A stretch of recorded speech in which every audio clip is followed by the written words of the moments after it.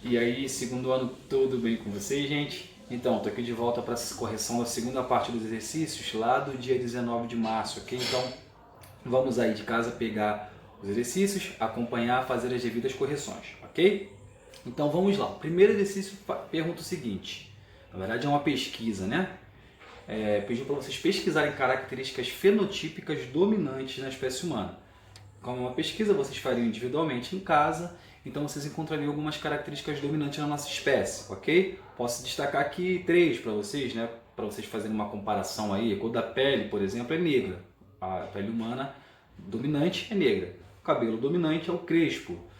A cor do olho é escuro. Então, dessa forma, vocês encontrariam, através da pesquisa individual, quais são as características humanas dominantes, ok? O exercício 2, esse sim é completamente individual, porque vai trabalhar com a característica da família de cada um de vocês. Diz o seguinte: faça uma análise da cor dos olhos em sua família e elabore um heredograma de 3 gerações, ou seja, vocês colocariam a geração dos avós, a geração dos pais e a geração de vocês, destacando nesse heredograma os sexos, né, os símbolos para cada sexo, e pintando todos os organismos na sua família que tem o olho claro. Era basicamente isso. Uma resposta individual, porque cada um vai fazer de acordo com a sua família.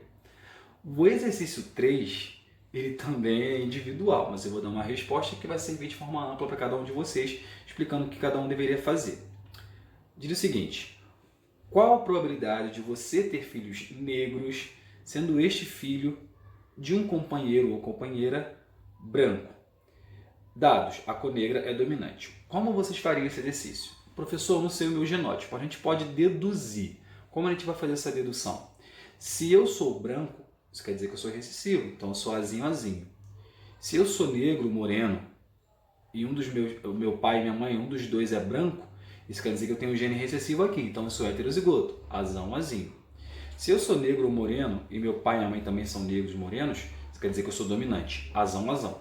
Então vocês encontrariam o seu genótipo, cada um individualmente, óbvio, né? E pegaria o genótipo de vocês e faria essa cruza com um indivíduo branco, azinho, azinho. E depois do resultado, vocês colocariam a probabilidade desse cruzamento originar filhos negros, tá? Lembrando que negro pode ser tanto azão, azão, quanto azão, azinho. Então cada um fez o seu, cada um observe aí o seu resultado, tá bom, gente?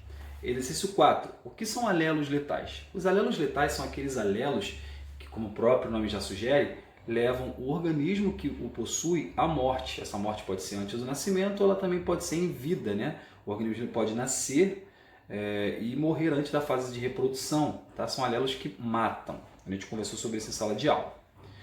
Exercício 5. Diferencie codominância da dominância incompleta. Vou dar um exemplinho para vocês para responder essa questão.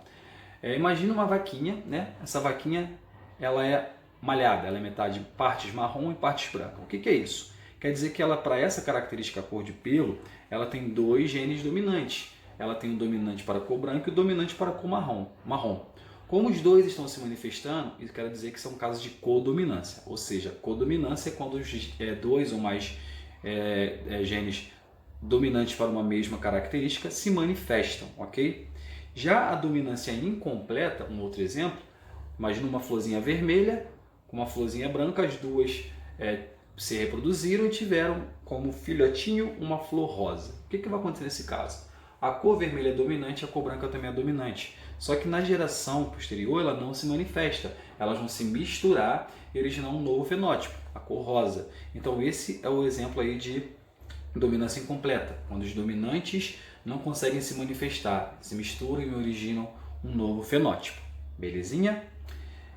Esses exercícios de agora, né, que eu vou passar, que a gente vai fazer a correção nesse momento, a partir deste momento, são exercícios relacionados ao coronavírus. Então, vamos acompanhar. Também eram exercícios de pesquisa, embora vocês já tragam algumas informações na bagagem, tá? Vamos lá. Em tempos de pandemia, causada pelo novo coronavírus, é importante estar por dentro de todas as características do vírus e da doença causada por ele, Covid-19. Faça uma pesquisa e responda as seguintes questões. A questão 6 está dentro desse grupo aí de pesquisa sobre coronavírus. Então ela pergunta: o que são vírus? A resposta é: Os vírus são componentes proteicos que possuem DNA, que podem também ser envoltos por um envelope, ok? Questão 7. A qual grupo de vírus pertence este em questão? Explique. A gente sabe que existem 3 grupos de vírus: os ribovírus, os desoxivírus e os retrovírus. Esse grupo de vírus é um grupo de ribovírus. Por quê? Porque o coronavírus é um grupo de vírus que tem como material genético o RNA. E vírus com RNA é do grupo dos ribovírus, ok? Exercício 8. Quanto à especificidade, quase não saiu. Quanto à especificidade viral, diga quais grupos celulares são infectados pelo novo coronavírus. Então a gente sabe que o coronavírus ele infecta as células respiratórias, porque a gente pode ser contaminado pela inalação de gotículas contaminadas, ou seja, célula respiratória, como também nós podemos ser infectados através da boca, né? Se eu coloco a mão numa superfície contaminada e levo a mão à boca, eu também posso ser contaminado porque o vírus ele também infecta células do sistema digestório. Então a resposta é células do sistema respiratório, células do sistema digestório, ok? 9.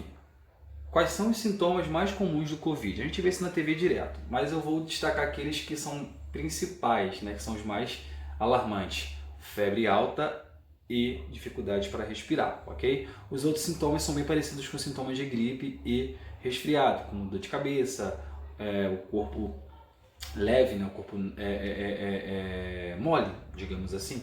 A garganta também dá uma inflamada, enfim, são esses os sintomas principais, mas leve em consideração os 2 mais alarmantes, que são casos de procurar uma unidade de saúde. Questão 10.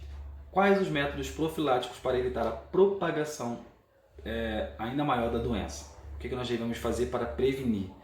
Se você está em casa, lave a mão constantemente com sabão. Se você precisou ir à rua, leve álcool em gel, passe na mão. Mas o principal método profilático é o seguinte: evite sair de casa, tá? E se você tem alguns dos sintomas da Covid-19, é importante que ao espirrar você coloque o braço na mão. Se você for tossir, o braço na mão, você coloque o braço nessa posição, tá? Se você for tossir, a mesma coisa. Vamos prevenir, tá, gente? Mas o principal deles é não sair de casa. Por isso que a gente está tendo esse tipo de aula, digamos assim, agora, tá bom, gente? Então, finalizamos aqui a nossa revisão do dia 19. Se cuidem, fiquem em casa e até um próximo vídeo, tá bom, gente? Beijos, saudade de vocês. Tchau, tchau.